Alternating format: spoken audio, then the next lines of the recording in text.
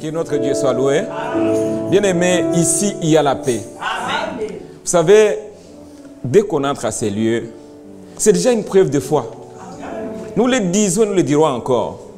La Bible dit, les méchants ne peuvent pas rester dans les assemblées des saints.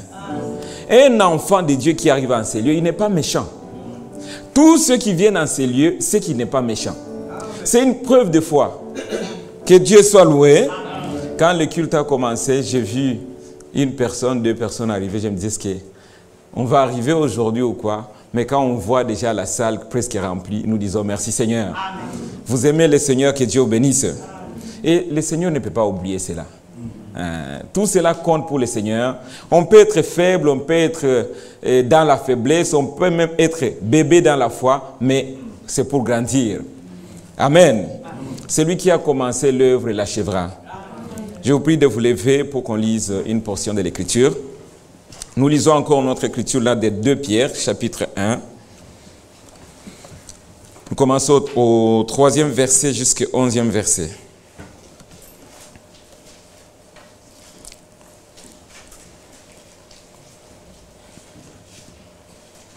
« 2 Pierre 1, 3 jusqu'à 11.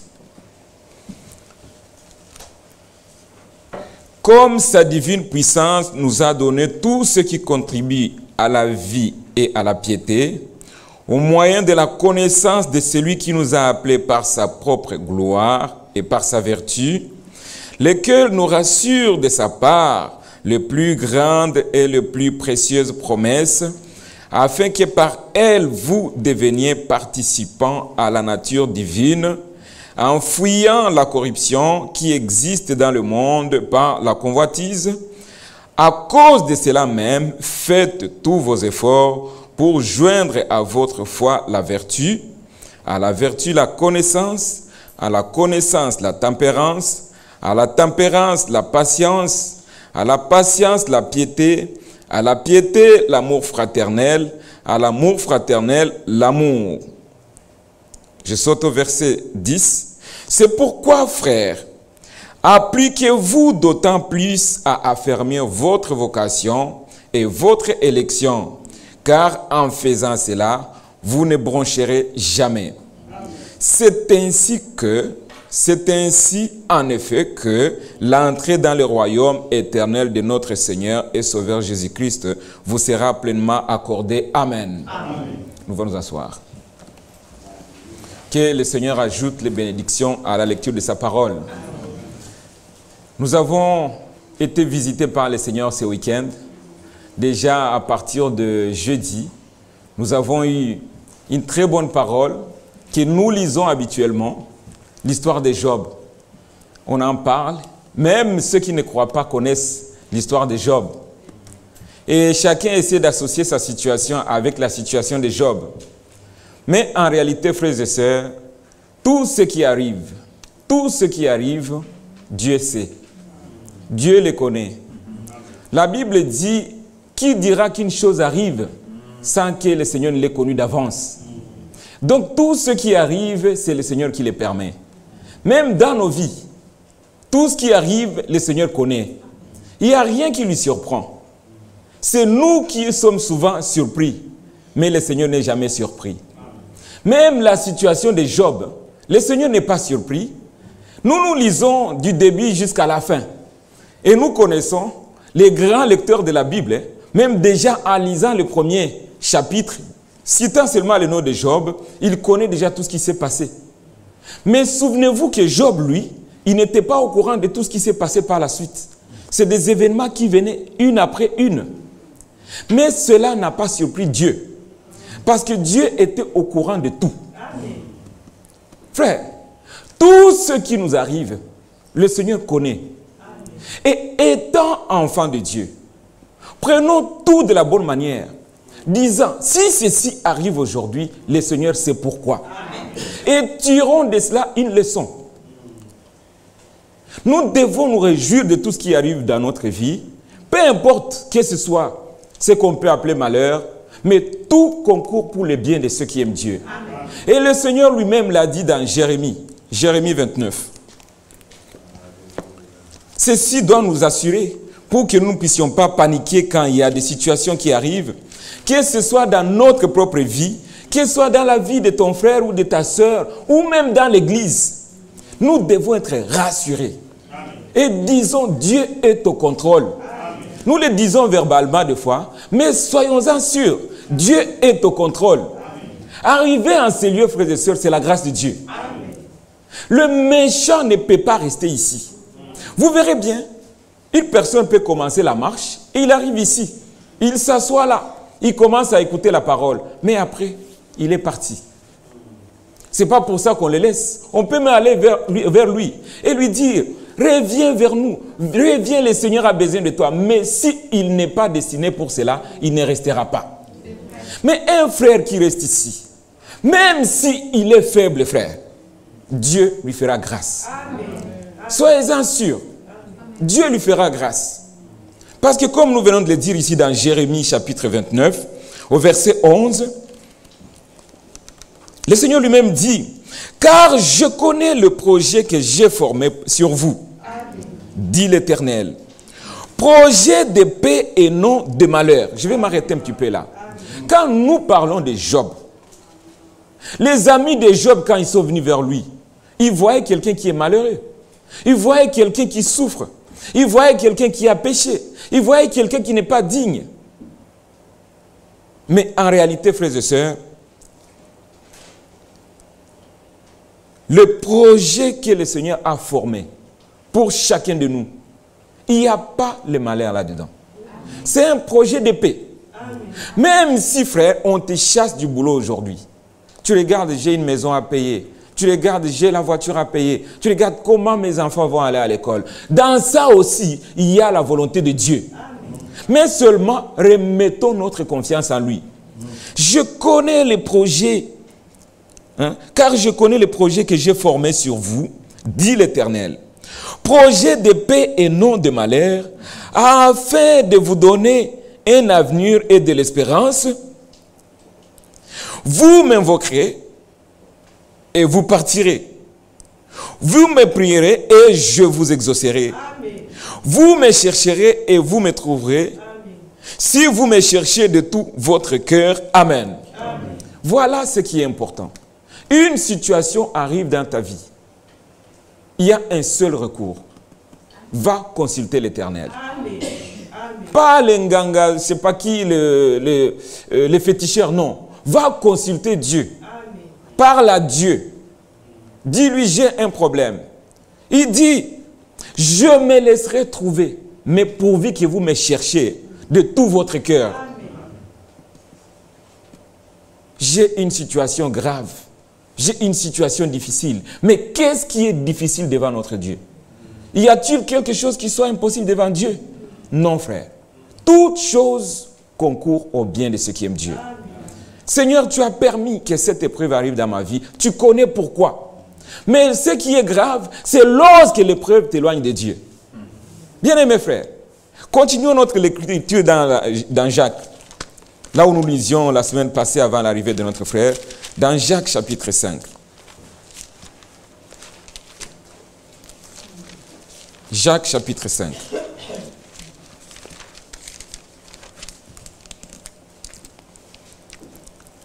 Nous lisons au verset 11. Voici, nous disons bienheureux, ceux qui ont souffert patiemment. Vous avez entendu parler de la patience de Job. Et vous avez vu la fin que le Seigneur lui accorda, car le Seigneur est plein de miséricorde et de compassion. Amen. Bien-aimés frères, on parle de la vie de Job. Mais on parle aussi de la fin que le Seigneur lui accorda. Voilà pourquoi. L'histoire de Job n'est pas seulement à écouter, chanter et partir. J'ai entendu l'écriture d'introduction de mon frère. Quand nous écoutons la parole de Dieu, c'est pour la mettre en pratique. C'est pour la mettre en pratique. Ne vous bornez pas à écouter seulement, mais mettez en pratique la parole de Dieu. C'est la parole de Dieu qui nous donne la force de combattre l'ennemi. Nous disons, bien-aimés, ceux qui ont souffert patiemment. Il faut la patience dans les souffrances, dans les afflictions. Comme le dit ici encore Jacques au chapitre 1. Nous avions déjà lu toutes ces Écritures. Nous y revenons seulement pour faire un lien avec ce que le Seigneur nous a adressé de la part de son serviteur. Le verset 14, je crois. Mes frères, que sert-il à quelqu'un de dire qu'il a la foi? Est-ce que c'est là? Jacques chapitre 1. Ah, le verset 2, pardon. Le deuxième verset. Mes frères, regardez comme un sujet de joie complète les diverses épreuves auxquelles vous pouvez être exposés. Sachant que l'épreuve de votre foi produit la patience. Mais il faut que la patience accomplisse parfaitement son œuvre, afin que vous soyez parfaits et accomplis sans faillir en rien. Amen. Bien-aimés frères, les épreuves sont bibliques. Les épreuves doivent arriver. Frère Franck dit quelque part, lorsque vous empruntez le chemin étroit, vous décidez d'abandonner le chemin large. Cela entraîne des conséquences. Vous décidez aujourd'hui, je change de camp, je change de vie, je quitte le chemin étroit et je vais emprunter le chemin étroit. Il y a des conséquences d'office. Si vous avez décidé d'abandonner le monde, d'abandonner la vie du péché et suivre Christ, il y a des conséquences. C'est ce que nous devons comprendre. Nous comprendrons les épreuves si nous prenons les choses de cette manière. J'ai décidé d'abandonner mes voies et suivre les voies de Dieu. Cela entraîne d'office des conséquences. Nous devons rencontrer des épreuves. Nous devons rencontrer des embûches. Et les épreuves, ce n'est pas celles que nous choisissons. Les épreuves, c'est ce qui est au-dessus de ce que tu penses. C'est ça l'épreuve. Mais si tu penses que manquer à manger sur une journée, c'est ça l'épreuve, non. Cela n'en est pas une. Une épreuve, on l'appelle vraiment épreuve. C'est ce qui contribue à la perfection, hein, à notre perfectionnement. Chacun doit passer par là. Le fait d'avoir décidé de suivre Christ, cela entraîne des conséquences. Et l'homme de Dieu nous dit, frères et sœurs, que si tu as confessé une foi véritable, alors attends-toi aux épreuves. Parce que Job, dont nous parlons, quel est d'abord le témoignage que Dieu lui a rendu? Job n'était pas un pécheur. Parce que si vous regardez le témoignage de Dieu, c'est Dieu qui parlait quand Satan s'est présenté. Lisons ça, frère, dans Job. Ce sont des écritures que nous avons lues encore la semaine passée. Dans Job au premier chapitre. Job chapitre 1.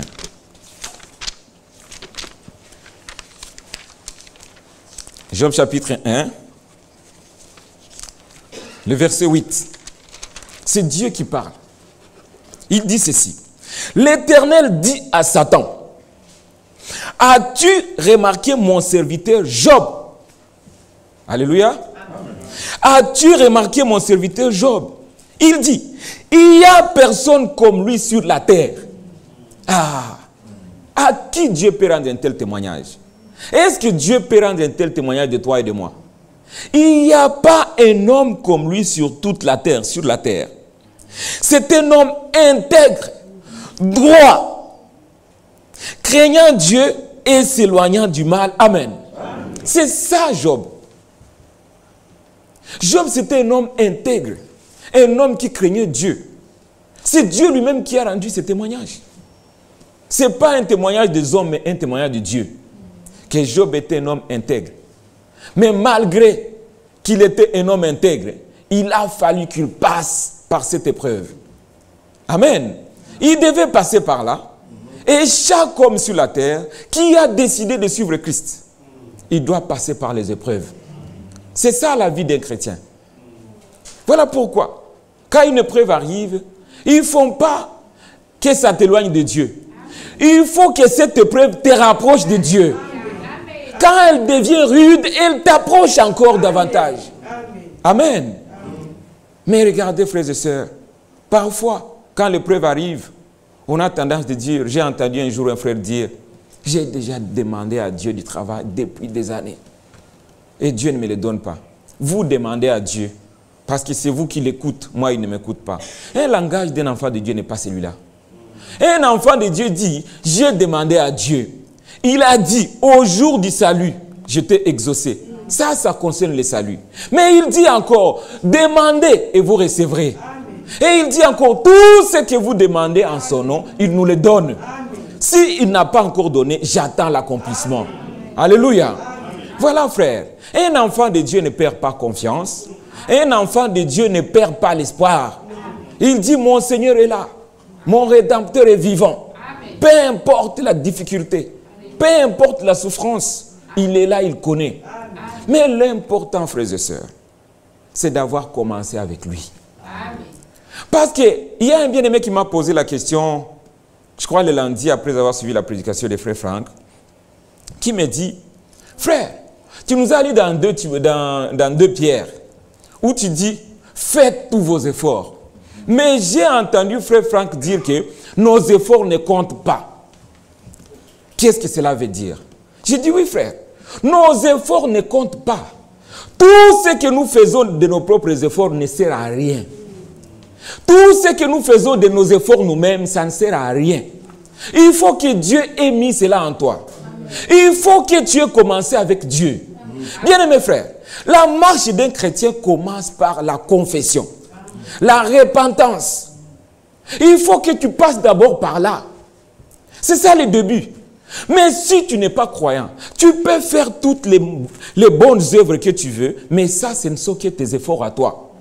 Mais si Dieu a commencé en toi, frère, tu verras, cela va venir de soi. Le plus important, c'est d'abord avoir le contact avec le Seigneur. C'est le plus important. Lisons ici dans Romains, frère. Romains 3. Romains chapitre 3. Parce que tout ce que nous faisons, la justice de l'homme, c'est comme un vêtement souillé. Mais il faut avoir la justice de Dieu. Romains chapitre 3.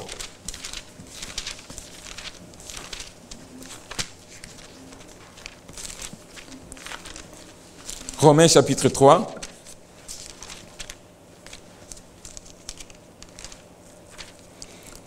On pouvait commencer au verset 23, mais commençons au verset 21. Mais maintenant, sans la loi, il est manifesté la justice de Dieu, à laquelle rendent témoignage la loi et les prophètes.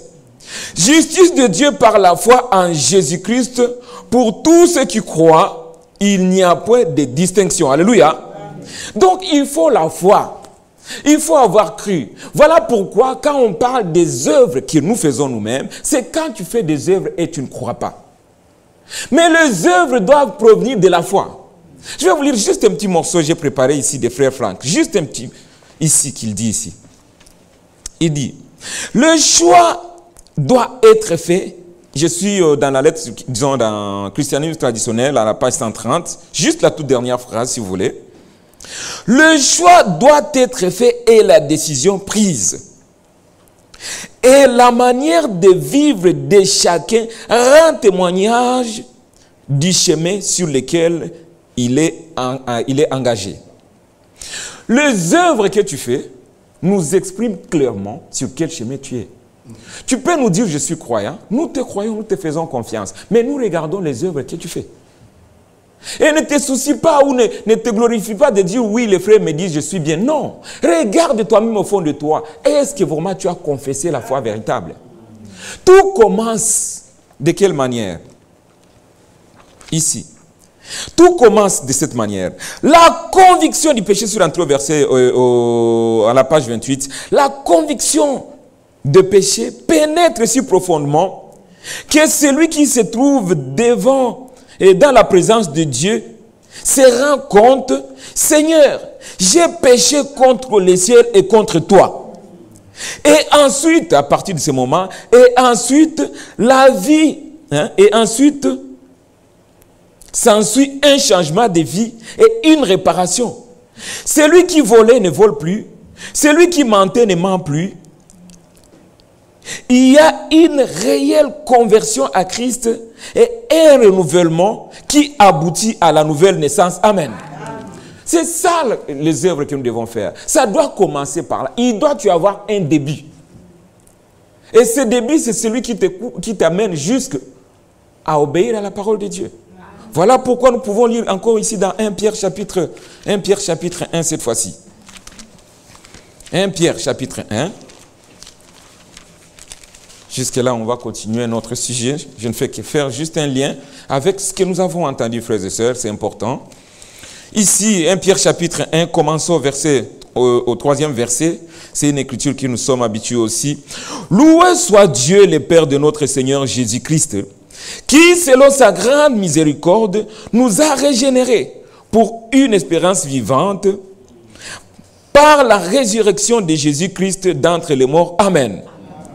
C'est Dieu qui nous a régénérés. Les œuvres, nos propres œuvres, ne seront qu'hypocrisie. C'est seulement la foi qu'il te demande. Accepte la foi qu'il te donne. Quand tu viens à Christ, ça ne doit pas être parce que quelqu'un t'a influencé. Mais non, il faut que la conviction te pénètre. Et là où tu te tiens devant Dieu, tu dises, j'ai péché. Reconnaître cela. J'ai péché contre le ciel et contre toi. Alors là, nous pouvons retourner ici dans Romains chapitre 3. Romains chapitre 3. Où nous trouvons Romains 3, là où nous étions. Où nous trouvons le verset 22 maintenant. Justice de Dieu par la foi en Jésus-Christ. Pour tous ceux qui croient, il n'y a point de distinction. Le verset 23. Car tous ont péché et sont privés de la gloire de Dieu. Et ils sont gratuitement justifiés par sa grâce, par le moyen de la rédemption qui est en Jésus-Christ. C'est lui que Dieu a destiné par son sang à être pour ceux qui croiraient, alléluia, pour ceux qui croiraient, victime propitiatoire, afin de montrer sa justice, parce qu'il avait laissé impuni les péchés commis auparavant, au temps de sa patience, afin que, dis-je, de montrer sa justice dans le temps présent, de manière à être juste, tout en justifiant celui qui a la foi en Jésus. Amen. Est-ce que vous voyez que tout passe par la foi? Tout passe par là. Il n'y a pas moyen d'échapper. Bien-aimés, nous avons encore le temps. Le Seigneur est encore assis sur le trône de la grâce. Ne faites pas semblant. Ne faites pas vos œuvres à vous. N'essayez pas de plaire aux hommes. Ça ne vous amènera nulle part. Nulle part. Assurez-vous que la foi que je confesse de la bouche est véritablement la foi que le Seigneur m'a révélée. Parce que la foi même, c'est une révélation. Il faut que pendant une prédication, comme mon frère l'a dit au début, il faut que la conviction perce ton cœur. Que tu sentes dans ton cœur, je suis pécheur. Il n'y a point de juste. Ne te justifie pas. Sache bien, je suis pécheur et j'ai besoin de salut. Parce qu'on va te sauver pourquoi si tu n'en as pas besoin. Il faut que la conviction ait pénétré ton cœur. Parce que frères et sœurs, si tout le monde on est dans ces dispositions, bien aimés frères, on n'aurait même pas de problème dans les assemblées.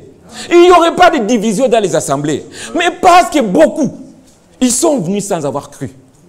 Bien aimés frères, celui qui aime Dieu, il va aimer son prochain. Amen. Et il ne voudra pas que son prochain tombe. Il ne voudra pas que son prochain recule dans la foi. Mais parce qu'il y a des gens qui se sont infiltrés dans les églises, il y a des gens qui se sont infiltrés sans avoir cru.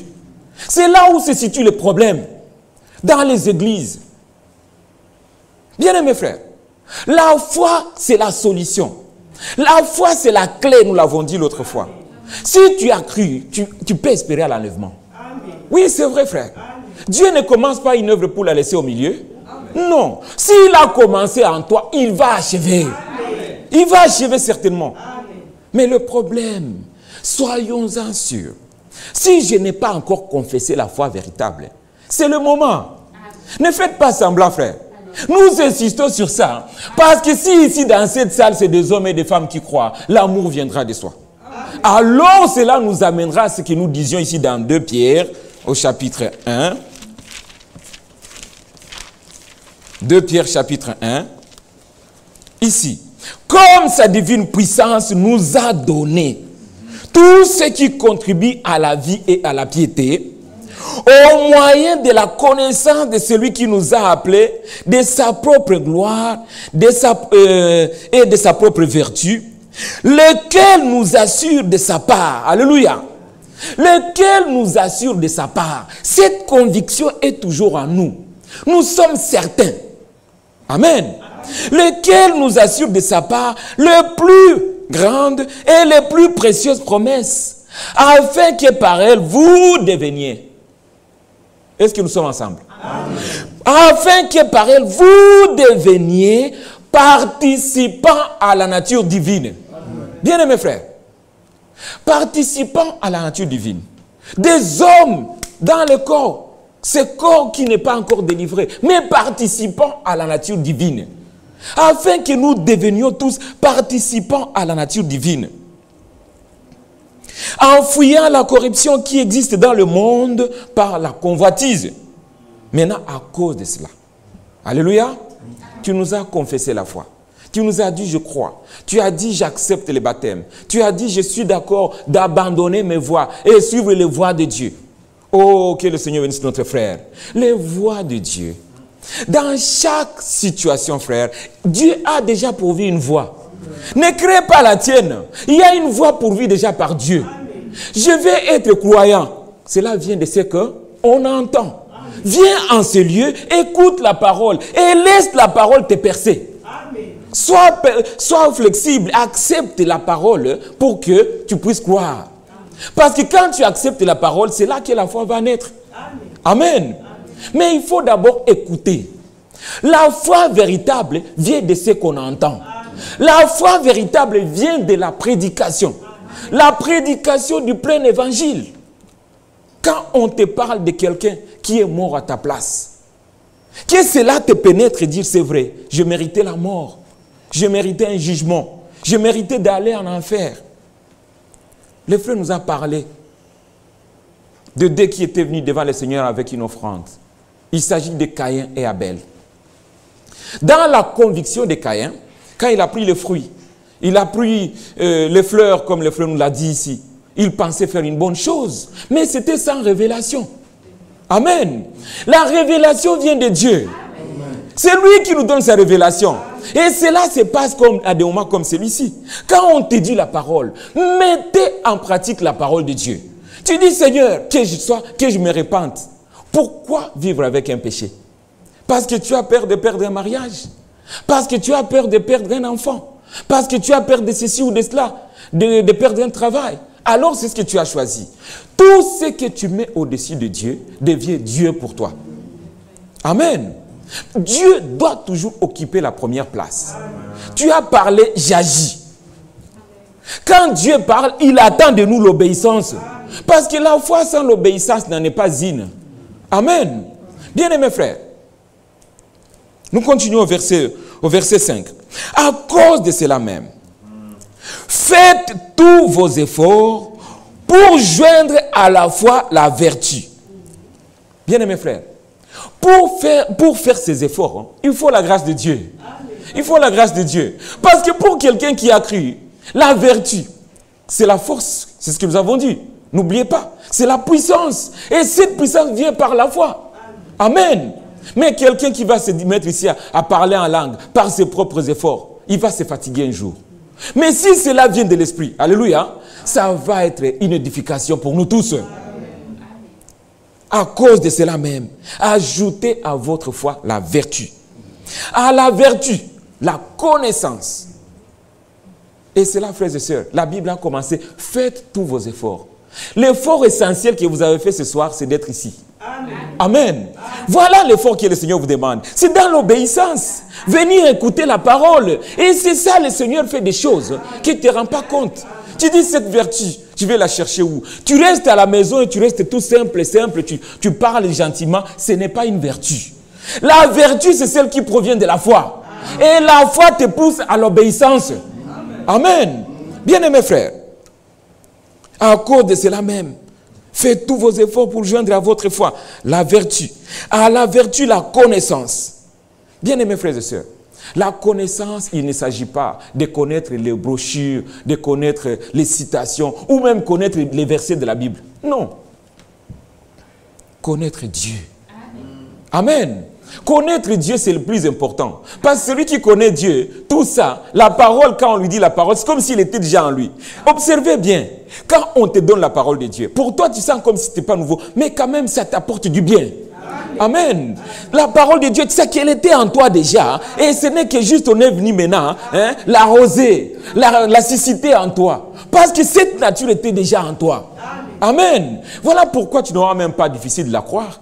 C'est pour ça que tu n'auras pas difficile de la mettre en pratique. Parce que c'était déjà une réalité pour toi. Amen.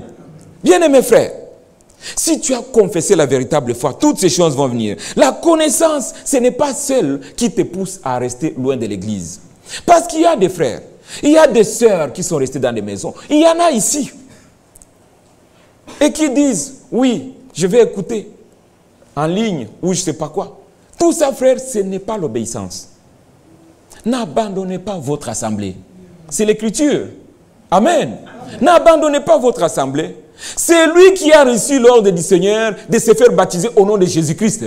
Et qui a obéi cela, il a aussi l'obligation d'obéir. N'abandonnez pas votre assemblée. Amen. Pour être absent de l'assemblée, tu dois avoir un motif juste devant Dieu. Que Dieu lui-même peut regarder et dire oui. Aujourd'hui, malgré tout ce qu'il pourrait faire, il ne pouvait pas arriver. Mais tu te justifies toi-même. Tu dis oui, Dieu comprendra. Non, ce n'est pas comme ça. Il faut que ton absence à l'église soit justifiée. Et le ciel peut dire oui, c'était possible. Il ne pouvait pas venir aujourd'hui. Mais tu te justifies toi-même, tu as commis un péché. Et la Bible parle d'un péché volontaire. Bien-aimés frères, celui qui craint Dieu ne peut pas commettre un péché volontaire. Il ne peut pas commettre un péché volontaire. La Bible dit ceci. Il est impossible pour quelqu'un qui a déjà été éclairé, qui a goûté les dons célestes et qui s'est retiré. Il n'y a plus de grâce. Il n'y a plus de sacrifice. C'est ce que dit la Bible. Il n'y a plus de sacrifice pour ces péchés-là. Quand nous péchons volontairement, frères et sœurs, c'est pour se repentir comment après? Mais notre Dieu, il est tellement merveilleux. Il est bon, notre Dieu. Il dit, même si vos péchés sont rouges comme les cramoisis, il les rendra blancs comme la neige. Si nous confessons nos péchés, il est prêt pour nous les pardonner. Amen.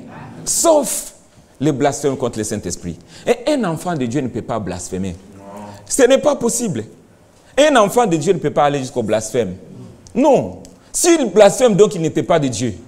Amen. Continuons, frère, au verset 6. À la connaissance, la tempérance. À la tempérance, la patience. C'est là que nous étions. Tout ce que le frère nous a démontré. Tout ce que le frère nous a démontré avec frère Job. Je l'appelle frère Job. Bien-aimé frère, c'est notre frère. Parce qu'on le verra dans l'éternité. On le verra déjà les jours de l'enlèvement. Et on va l'embrasser. Alléluia. Tout ce qui est arrivé à Job, c'était pour créer la patience en lui. Parce que les épreuves ont pour but la patience. Amen. Nous passons par toutes ces épreuves. C'est pour que Dieu forge en nous la patience. Lui-même, il est patient envers nous. Et nous devons être patients. À la patience, frères et sœurs, nous devons ajouter ce que nous appelons ici. À la patience, la piété. La piété, c'est être comme Dieu. Nous avons dit, être participant à la nature divine. C'est ça, être comme Dieu. C'est lui qui te regarde et dit oui. Ou toi-même te poses la question, dans cette situation, si c'était le Seigneur Jésus-Christ, qu'est-ce qu'il ferait? Amen. Qu'est-ce que Jésus pouvait faire? Quand l'épreuve arrive, pose-toi la question, si c'était le Seigneur Jésus-Christ, qu'est-ce qu'il ferait? Parce que nous sommes participants à sa nature. Que Dieu soit loué. La piété. À la piété, l'amour fraternel. Ah, c'est là que nous étions déjà arrivés. Frères et sœurs, je pourrais même aimer rester ici. Parce que nous parlons beaucoup que nos œuvres les manifestent. Nous disons nous aimons, mais c'est vrai, ce n'est pas juste. Ce n'est pas juste. Et lorsque nous aimons, c'est montrer juste une certaine manière d'aimer. Mais l'amour qui vient de Dieu, frère, il est différent. Ce n'est pas un amour qu'on fabrique, mais il est différent. Cet amour te pousse à prendre la place de l'autre. Amen. Prendre la place de l'autre et dire, si c'était ma situation à moi, qu'est-ce que j'allais faire ici? C'est ça la nature de Dieu lui-même. Amen. Bien-aimés frères, si nous ne nous aimons pas les uns les autres, nous n'avons jamais cru. Parce que l'amour, c'est déjà le fruit de l'esprit. Pour tout croyant véritable, l'amour fraternel, c'est une réalité. Parce que nous sommes déjà une famille. Nous sommes la famille de Dieu. Les problèmes, comme nous chantons ici, nous partageons nos joies. Nous partageons nos douleurs. C'est ça l'amour. Mais nous regardons un frère, c'est son problème. Nous regardons quelqu'un qui souffre, c'est son problème. Je me souviens en parlant avec mon frère Bovic, il dit à un moment donné, quand j'entendais ça, prendre la place de l'autre, je me posais la question, oh là là, qu'est-ce qu'on peut faire? Frère, il y a une solution pour tout. Il y a une solution. Ce que nous ne sommes pas capables de faire, nous, il y a le Seigneur qui peut nous aider. Amen. Le Seigneur peut nous aider. Si nous avons une situation qui nous dépasse, ce n'est pas notre problème. C'est là maintenant que nous voulons contacter Dieu. Consulter le Seigneur. Cette situation nous dépasse. Qu'est-ce que nous pouvons faire? Mais lorsque nous regardons un frère, son problème est difficile. Je ne peux pas toucher à ça. Le frère là, je ne sais pas. Non frère. Si c'était toi, aujourd'hui, le matin, quand j'allais au travail, j'arrive dans le métro, et un homme était couché. Il avait mis son sac par terre dans le métro, et il s'endormait. Tout le monde sautait là où il est, parce qu'il avait vraiment empêché les gens de passer. Tout le monde les sautait, les passait d'un côté, de l'autre côté. Et moi, je suis passé à côté, je me suis mis là. Et puis j'ai dit, mais l'écriture du bon samaritain est venue dans mon cœur. Et j'ai dit, mais bon, est-ce que je suis le bon samaritain? Cet homme qui dort là, pourquoi il dort? Tout le monde les saute, tout le monde les regarde, et personne ne veut même s'intéresser. Et j'ai dit, si le Seigneur un jour me dit, c'est moi qui étais couché là. Voyez ça, tout ça, c'était un jugement au fond de mon cœur. C'est ce matin, frères et sœurs. Qu'est-ce que j'ai fait? J'ai dit, je ne vais pas être jugé pour ça. Monsieur, qu'est-ce qui se passe? Mais je suis fatigué, je dors, pourquoi tu me réveilles? J'ai dit, mais je croyais que tu avais un problème. Non, je n'ai pas de problème, laisse-moi tranquille. J'ai dit, tant mieux. Comme ça, j'ai fini mon problème. Alléluia. C'était ça le but. Moi, le souci, ce n'est pas que j'ai peur d'aller en enfer, mais j'ai besoin de pratiquer, de mettre en pratique la parole de Dieu. Trouvez cet homme qui est là. Et moi, je saute, je pars. Imaginez-vous, je vais partir avec tous ces bagages. Cet homme-là que tu as laissé. Ce serait Jésus-Christ qui est couché là. Un jour, il te dira, j'avais faim et tu ne m'avais pas donné à manger. Bien-aimés frères, nous respectons la parole de Dieu. Nous la mettons en pratique. Ce n'est pas que nous avons peur d'aller en enfer, non. Mais nous voulons plaire à notre Dieu. Tout ce que nous faisons, c'est pour sa gloire. Bien-aimés frères, après cet homme s'est réveillé, il s'est assis maintenant. Je l'ai vu s'asseoir et j'ai dit merci Seigneur de l'avoir même réveillé, de lui donner la force élevée. Voilà ce que Dieu fait en nous. Et il nous met tous les jours en épreuve. Tu vas attendre peut-être une grosse épreuve qui viendra vers toi. Non, c'est des petites choses que tu négliges. Des petites choses que tu négliges comme ça, tu dis non, ça lui regarde, mais frère bien-aimé. Qui te dit que ça lui regarde? Le Seigneur voulait expérimenter ce que tu appelles l'amour en toi. Je ne dis pas que j'ai été éprouvé, c'est un exemple. Que le Seigneur bénisse. Bien-aimés frères, à la connaissance, la tempérance, à la tempérance, la patience, à la patience, la piété, à la piété, l'amour fraternel. Pour encore parler de cet amour, je vais encore revenir ici où j'avais lu dans Romains 12. Romains 12. Parce qu'ici, il n'y a pas l'amour au milieu de nos frères et sœurs. Nous ne serons pas différents des catholiques. Nous ne serons pas différents des autres. Mais l'amour doit être un vrai. Amen. Un vrai amour. C'est la réalité, frère. C'est la réalité.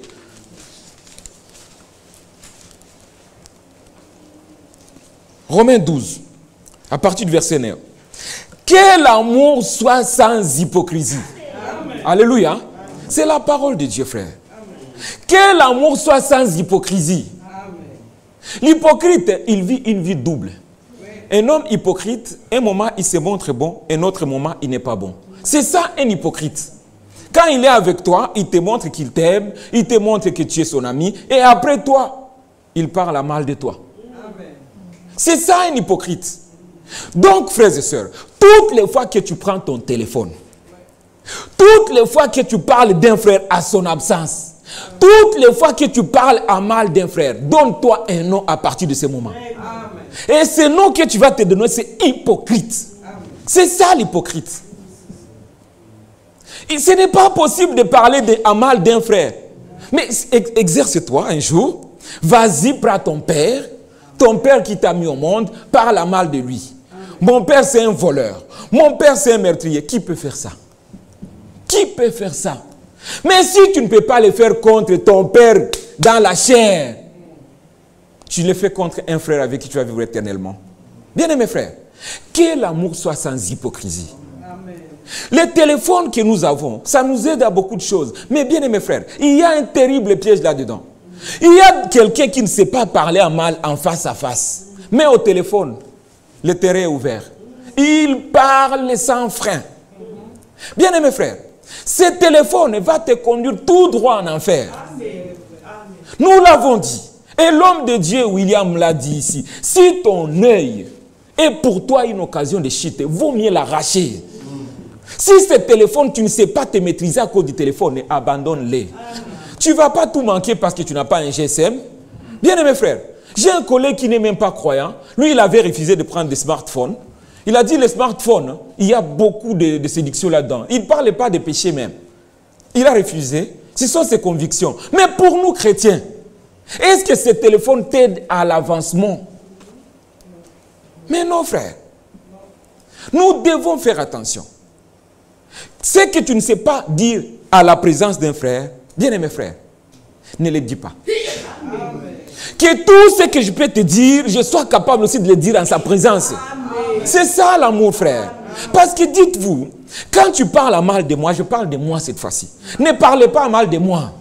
Parce que quand je vais arriver là, je vais le constater. Le climat sera malsain. Tu vas voir, les gens n'arrivent plus à bien parler. Les gens deviennent un peu bizarres parce qu'ils ont entendu quelque chose de mal de toi. Amen. Ils te faisaient confiance, mais quelqu'un est venu détruire cette confiance. Amen. Et qu'est-ce que ça donne après? Les gens ont du mal à t'adresser la parole. Et les frères qui s'aimaient, ils ont du mal à se parler parce qu'il y a un infiltré. Et cet infiltré a passé un message qui a confronté les frères. Bien-aimés frères, si tu joues ce rôle, nous t'exhortons ce soir. Répands-toi. Arrête de parler au téléphone si tu ne veux pas parler en bien des gens. Arrête de parler. Que l'amour soit sans hypocrisie. Bien-aimés frères, comment tu peux adresser à ton frère une parole? Est-ce que toi, tu aimerais qu'on t'adresse une parole qui va te choquer? Est-ce que toi, tu peux le supporter? Si toi, tu ne peux pas le supporter, alors ne le fais pas aussi contre ton frère. C'est ça l'amour. Parce qu'il y a des gens qui savent décorer les mots. Hein. Il est conscient dans son cœur que ce qu'il dit là, c'est pour juste passer un mot. C'est pour passer un message. Tu es méchant. Tu es méchant. Un enfant de Dieu dit les choses pour propicier son frère. Mais d'autres, ils cherchent même des mots pour les rabaisser. Pour les rabaisser. Montrer qu'il est trop nul. Bien-aimé frère, ce rôle n'est pas à toi. Ça, c'est le rôle de l'ennemi. Nous, le Seigneur nous recommande de nous aimer les uns les autres. Et cet amour doit être sans hypocrisie. Bien-aimé frère, si même on pouvait rester là, jusqu'à ce que la réalité, on le voit dans les yeux. Que tu regardes ton frère, tu vois vraiment, il est honnête. Parce que l'honnêteté passe par les regards. Si tu dis des choses juste par la bouche, on va les constater. Hein? Vous savez, dans le monde, on parle des gens qui ont les regards fouillants. Tu viens de parler en mal de moi. Et tout de suite, tu me rencontres. Bien-aimé frère, honnêtement, tu vas avoir un regard fouillant. Et c'est là que je vais le constater. Et ça va déjà créer un climat d'inquiétude. Un climat qui n'est pas correct. Tout ça pourquoi? Parce que nous manquons le manque de maîtrise. Nous devons avoir la maîtrise de soi. Même quand tu es fâché, maîtrise-toi. Les frères t'ont parlé en mal. Ah, une parole douce calme la colère. Amen. Mais quand tu dis, il m'a envoyé, je l'envoie. Bien aimé frère, tu n'es pas entré, tu n'as pas l'amour en toi. Que l'amour soit sans hypocrisie. Amen. Et la Bible continue ici, dit, ayez le mal en horreur. Bien aimé frère, avoir le mal en horreur. Tout ce qui peut faire mal à mon frère, c'est pour moi impossible. Quelle que soit la raison, même s'il n'est pas d'accord avec moi, mais parce que ce que je peux dire peut lui faire mal, je ne vais pas le dire. Amen. La Bible dit, c'est dans beaucoup de paroles, on ne manque pas de péché. Bien aimé frère, c'est la réalité. Dans beaucoup de paroles, on ne manque pas de péché. Si tu es quelqu'un qui parle beaucoup, parce qu'il y en a beaucoup qui aiment des blagues, hein. Même la Bible nous interdit les blagues. La Bible dit que ce ne soit pas avec des plaisanteries. Non, frère. Tu peux faire des blagues avec quelqu'un. Toi, tu blaguais, mais l'autre l'a pris comme toi, tu l'as dit. Et ça l'a blessé. Bien-aimés frères, nous devons avoir un langage que Christ pouvait avoir. C'est ça, être participant à la nature divine. Même les blagues, ce n'est pas autorisé pour les enfants de Dieu. Parce que nous avons déjà fait la classe des péchés. On peut blaguer, mais on ne peut pas mentir. Mais non, frère. Si la Bible dit que nous devons même arrêter les plaisanteries, nous devons les arrêter. C'est la parole de Dieu. C'est la réalité. Que l'amour soit sans hypocrisie. Ayez le mal en horreur. Attachez-vous fortement au bien. Bien, mes frères. Ce qui est bien, on s'attache là. Ce qui va faire du bien à mon frère, c'est là que je m'attache. Oui, frère. Je fais du bien à mon frère. Recherchez ça. Comment je peux lui faire du bien? Comment je peux faire du bien qui va faire plaisir à Myriam? Oh, Myriam, il est là. Je cherche quelque chose du bien. S'attacher à ça. Bien, mes frères. Si on peut négliger ça, on n'ira pas au ciel. On n'ira pas à l'enlèvement. Oui, ça peut paraître comme des petits mots, mais je vous dis au nom du Seigneur. Si vous négligez ces choses, oubliez l'enlèvement. Oubliez l'enlèvement. La Bible dit, c'est lui qui blesse les plus petits dans le royaume des cieux. Les plus petits là, tu les blesses. Vous connaissez ce que dit la Bible. Il va falloir qu'on te mette quelque chose au cou, te jeter dans la mer. Bien mes frères, un racheté de l'Éternel, un enfant de Dieu. C'est comme on vient de dire, arrivé ici, il vient ici mardi, il vient ici vendredi, il vient ici dimanche. Et toi tu le méprises? Tu vas rencontrer un jour son père. Ça je te l'ai dit. Au nom du Seigneur, tu vas rencontrer un jour son père. Aucun enfant de Dieu ne peut te mépriser. Même s'il est faible, prie pour lui. On ne nous a pas donné le ministère du jugement. Non, frère. Ce n'est pas à nous de juger. À nous, c'est la prière. Priez pour mon frère. Il est dans la faiblesse, je prie pour lui. Hein? Attachez-vous fortement au bien. Et au verset 10. Par amour fraternel, oui, par amour fraternel, soyez pleins d'affection les uns pour les autres. Est-ce que nous avons bien compris ça? J'aimerais bien que vous me regardiez. Je sais que vous aimez beaucoup votre berger. Mais regardez-moi. C'est moi qui vous parle au nom du Seigneur. Je dis ceci. Par amour fraternel, soyez pleins d'affection les uns envers les autres. Est-ce qu'on comprend bien ça? Soyez pleins d'affection les uns envers les autres. Bien-aimé, qui a déjà eu son fils ou sa fille qui fait 40 de fièvre? Tu arrives à la maison, tu vois l'enfant qui est sur le point de convulser. Tu sens l'affection d'un parent. Comment elle naît dans ton cœur? L'affection d'un parent. Oh là là, mon enfant souffre. Cette affection, la Bible dit ici, par amour, frère, soyez pleins d'affection les uns envers les autres. Non, soyez pleins d'affection pour certains et laissez les autres. Bien aimés frères, nous devons mettre la parole en pratique. Amen. Que Dieu bénisse notre frère. Mettez en pratique la parole de Dieu. Ne vous bornez pas seulement à écouter. Amen. Ou alors nous ne sommes pas chrétiens. Amen. On ne dit pas, ayez l'affection avec une partie et laissez les autres. Les uns avec les autres. Bien aimés frères, avec la grâce de Dieu, nous ne sommes pas une très grande assemblée au point de ne pas nous connaître. Nous nous connaissons ici chacun par son nom. Et chacun de nous, nous devons avoir l'affection les uns envers les autres. Et bien aimé, lorsqu'un mauvais sentiment, une mauvaise pensée naît de ton cœur, va chez ton frère. Dis frère, je viens partager aujourd'hui un repas avec toi. Comme ça, cette pensée disparaît. Nous devons travailler pour ça. Bien aimé, si nous nous aimons en ces lieux, frère, tout le monde voudra venir à l'assemblée.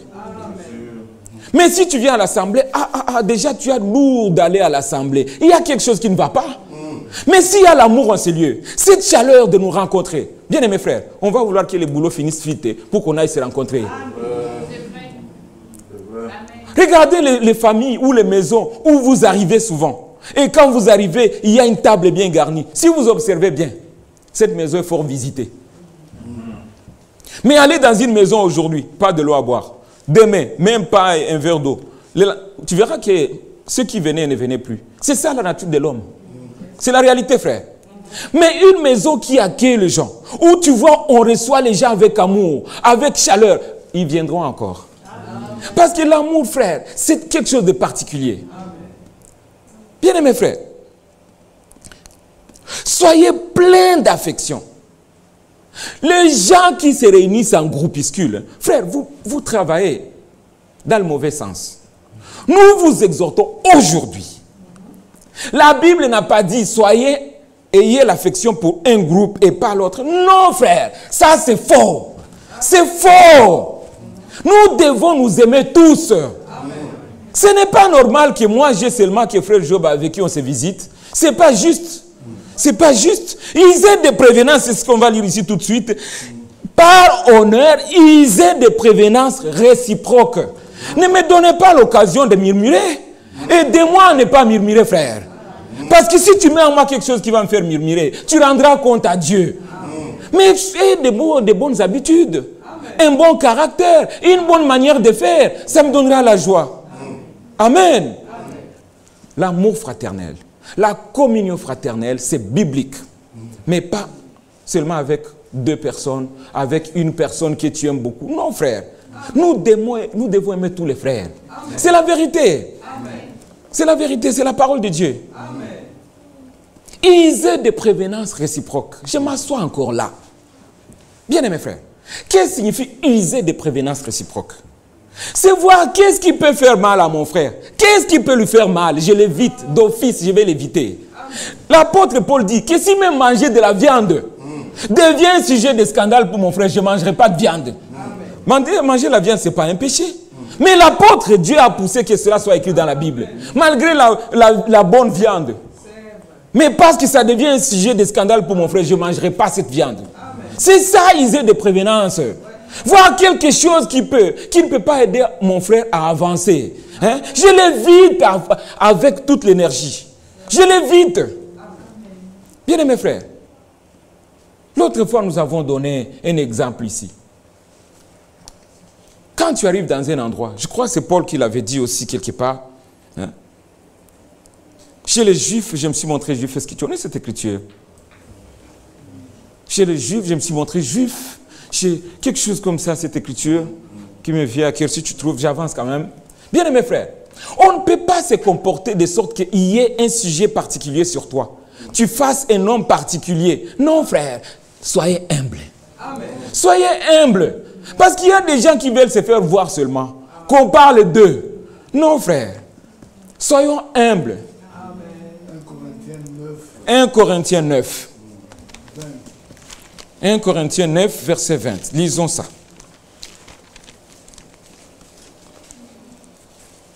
1 Corinthiens 9, le verset 20. Nous lisons. Avec les Juifs, j'ai été comme un Juif. Alléluia. Avec les Juifs, j'ai été comme un Juif. C'est l'apôtre qui parle, frère. Et cela est dans la Bible. C'est la parole de Dieu. Avec les Juifs, j'ai été comme un Juif. Afin de gagner les Juifs. Avec ceux qui sont sous la loi, comme sous la loi, quoique je ne sois pas moi-même sous la loi. Afin de gagner ceux qui sont sous la loi. Alléluia. C'est ça l'humilité. C'est ça l'amour. Le but est de gagner ton frère. Gagner même quelqu'un qui n'a pas encore fait l'expérience du salut. Le gagner à Christ. Mais toi, tu arrives à un endroit, il faut qu'il te fasse remarquer. La personne spéciale. Bien aimé, il te faut un salut. Parce qu'un homme sauvé, il est humble. Bien aimé frère, il n'y a pas un seul orgueilleux dans le royaume de Dieu. Il n'y a pas. Si vous connaissez un seul orgueilleux dans le royaume de Dieu, il y avait un, Lucifer, et il a été précipité. Amen. Il n'y a pas un seul fils de Dieu qui est orgueilleux. Quand l'orgueil monte de ton cœur, dis Satan, je t'ai découvert déjà. Tu es là. Je vais être humble. Amen. Alléluia. Amen. Chaque enfant de Dieu doit être humble. Amen. Et l'humilité, on ne fabrique pas. Ce sont là les œuvres qu'on fabrique de soi-même. Tu veux montrer que tu es humble de ta fabrication. Non, frère, ça ne va pas durer longtemps. Amen. Mais si l'humilité est produite par l'amour, est produite par la foi que tu confesses, bien-aimé, tu seras vraiment humble. Amen. Parce que quand le Seigneur vit, quand on te frappe sur la joue gauche, donne aussi la joue droite. Qui peut faire ça? C'est le Saint-Esprit à nous. Amen. Parce que c'est le Saint-Esprit qui nous donne à nous humilier. Tu m'as frappé. Ok, ça va, frère. Vas-y, que le Seigneur te pardonne.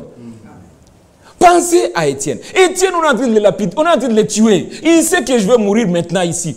Mais malgré ça, il n'avait pas autre chose que de demander le pardon pour ces gens. Et le Seigneur l'a fait pour Job.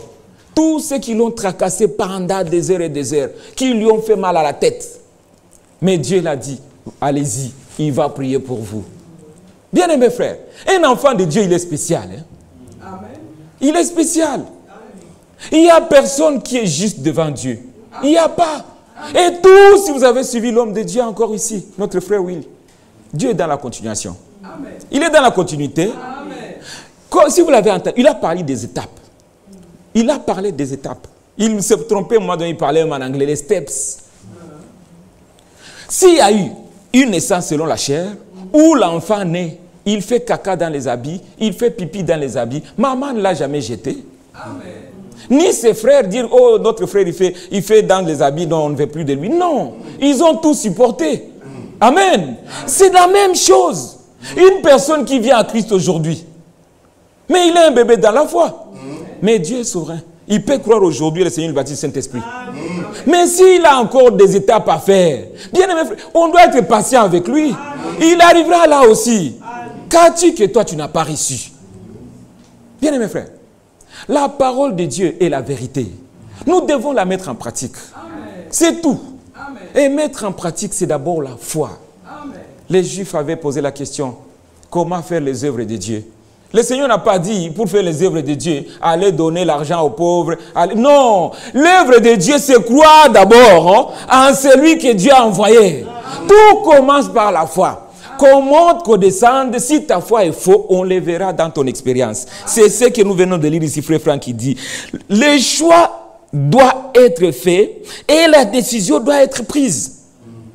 La manière de vivre de chacun rend témoignage du chemin sur lequel il est engagé. Ta manière de vivre va nous montrer clairement sur quel chemin tu es engagé. Et on va te dire, sors de l'assemblée, on va prier pour toi. Mes frères et sœurs, ici, nous ne parlons pas aux incroyants. Ici, nous croyons aux véritables enfants de Dieu. Et si Dieu a commencé à vous, il va achever. Il n'y a rien qui soit impossible à notre Dieu. L'amour fraternel doit être notre vie. L'amour sans hypocrisie doit être notre vie. Je vais arrêter là, mais je n'ai pas fini. Il faut que je revienne sur cette question d'amour. C'est important, frère. Nous devons nous aimer de la bonne manière. Parce que c'est en parlant de notre vie, de la manière que nous vivons, que nous comprendrons. Parce que des fois, nous lisons la parole de Dieu comme un texte, comme une histoire. Mets ça dans ta vie. Amen. Regarde comment tu vis avec les frères. Amen. Regarde de quoi tu parles au téléphone. Amen. Regarde de qui tu reçois chez toi. Amen. Tout ça, parce que si on continue la lecture ici dans Romains, on va y revenir de toute façon. Bien aimés frères, la pratique que je peux avoir dans ma famille biologique, pourquoi je ne peux pas l'avoir avec mes frères? Amen. Qu'est-ce qui me distingue? Si je peux faire ça pour mon cousin, pour mon grand frère, pour mon père, pour ma mère, pourquoi je ne le ferai pas pour les frères? C'est parce que je ne suis pas de cette famille. C'est ça, c'est la seule raison. Mais si tu es de cette famille, ce sera ton problème. Amen. Tu verras qu'on ne va même pas te le demander. Amen. Tu vas te proposer toi-même. Et les gens vont se bousculer ici pour faire le bien. C'est la vérité, frère. Amen. Mais si nous avons... Ne faites rien par essayer de fabriquer. Non, frère, ne fabriquez rien. Amen. Mais si vous avez confessé la véritable foi, demandez à Dieu. Pourquoi, si tu as agréé ma foi, pourquoi je n'ai pas l'amour? Quand je vois un frère, donc tu n'as pas encore agréé ma foi. Frère Branham m'a donné un exemple d'un homme qui s'est couché, dit, tu trouveras mon cadavre ici, si tu ne me donnes pas le Saint-Esprit. Bien aimé frère, la foi doit être agréée. Ce n'est pas une foi qu'on fabrique de soi-même. Une fois qu'on justifie, on dit oui, je suis sauvé. Non, frère. Le chemin sur lequel le choix doit être fait et la décision prise. La manière de vivre. C'est l'homme de Dieu qui l'a écrit. Je lis, frère. Bien aimé, c'est la vérité. Amen. La manière de vivre de chacun rend témoignage du chemin sur lequel il est engagé. C'est la réalité, frère. Quand tu nous dis tu as l'amour, Mais tu ne reçois personne chez toi. Nous disons seulement, il dit qu'il a l'amour. C'est ce que nous allons dire. Nous ne dirons pas le contraire. Il dit qu'il a l'amour, mais nous voulons seulement voir l'amour dans la vie, dans la pratique. Nous lirons encore, frère Franck. Parce que si l'amour n'est pas véritable en ces lieux, le Saint-Esprit ne va pas se mouvoir. Nous demanderons, nous verrons un homme ici qui a besoin de prière, nous ne saurons même pas chasser ces démons. Parce que Dieu n'est pas là. Mais si l'amour est là, frère, Dieu est présent. Mais là où il y a des murmures entre les gens, il y a des chuchuchus derrière les gens, le Saint-Esprit n'est pas là. Ne lui trouvez pas une place où il n'est pas. Non, il n'est pas là. Vous commencez votre communion par une médisance. En parlant, Dieu n'est pas là. Même si vous priez, prions. Frère, Dieu n'est pas là. Repentez-vous. Oh, il y a un chanteur qui a chanté la repentance. C'est la porte du ciel. Eh bien, mes frères, évitez-vous de souffrance. Figurez-vous, je te faisais tellement confiance. Et tu viens me dire, frère, tu sais, je parlais avec frère, avec Gabi. Et quand j'ai trouvé Gabi, je lui ai raconté ceci. Bien, mes frères, dans cette brochure, frère Franck dit, l'homme pardonne, mais il n'oublie pas. Quand tu viens me dire ça, frère, dis-toi que je te pardonne. Mais franchement, tu m'as déçu. Tu m'as déçu, c'est la vérité. Comment tu as commencé à parler en mal de moi? Est-ce que tu as prié pour moi? Bien, mes frères, c'est ça, aller au ciel. N'oubliez pas, nous sommes sur ce sujet. Prépare-toi à la rencontre de ton Dieu. C'est ça, c'est préparer. Cherchez l'amour. Où je peux pratiquer mon amour? Où? Allez chercher, je vous lirai cette écriture. Recherchez l'amour. Il faut chercher. Comment je vais pratiquer l'amour? Et il y a toutes les possibilités. Mais il faut d'abord que tu aies confessé la véritable foi. Ne fabrique rien. Ne fabrique rien. Si tu es sûr, vraiment, tu as cru de la manière véritable. Nous reviendrons à lire ce que le frère a dit ici. Comment tu le sauras aussi? Parce qu'il y en a qui restent dans les questionnements. Est-ce que j'ai cru? Est-ce que je n'ai pas cru? Ou est-ce que Dieu a agréé ma foi ou il n'a pas agréé ma foi? Toute la question, chaque question biblique a une réponse biblique. Nous verrons aussi comment tu peux t'évaluer pour être sûr que tu es sauvé. Si tu n'es pas sauvé, ce n'est pas tard. Crois au Seigneur Jésus. Dis-lui, Seigneur, je n'arrive même pas à comprendre ces choses. Mais révèle, c'est ce que nous avons commencé. Il a formé des projets de paix. Il dit, si vous me cherchez de tout votre cœur, je me laisserai trouver. Mais je suis là, Seigneur, depuis que je viens dans cette assemblée, moi, je ne change pas, je suis resté le même. Est-ce que tu m'as déjà parlé? Mais je viens tous les jours pour ça. Dieu ne va pas t'abandonner. Il va t'accorder la foi véritable. Que le Seigneur bénisse.